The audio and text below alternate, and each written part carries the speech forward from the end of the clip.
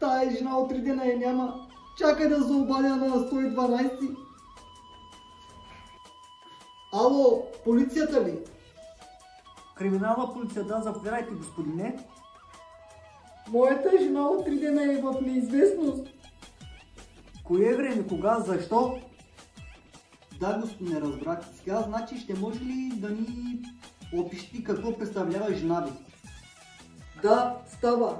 Сега ще ви опиша. Колко е висока? 1,55 м или 1,60 м.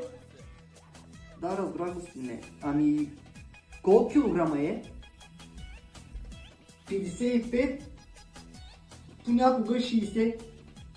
А може да ми кажете и цветът на косата и какъв цвят беше? Преди 3 дена беше руса, миналия ден беше червена, сега мисля, че може би да е черна. Боже, може ли да ми кажете цветът на очите и какви бяха? Господин полицай, сега да не ви излъжа, тая жена има 7 лещи. Да, разбирам, господине. Може ли да ми общи с какво беше облечена? Господин полицай, по принцип къщи с прашки се разкарва. Извинявай, не знам с какви дрехи изчезна. В тази ситуация много трудно ще я открием. Ти не го остави, господин полицай. Тя замина и колата ми взима. BMW X6 взима.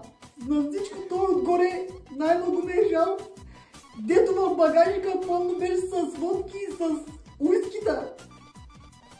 Да, това много е хубаво, господине. Ще може ли да ми дадете регистрационния ви номер на колата? Защо? Наистина, господине, вашата кола по-бързо ще намерим от жена ви. Господин полицай, аз ще затварям, че вратата се отваря. Майче, жена ми се прибира. Айде, чао! Абе, ти пак ли се напи?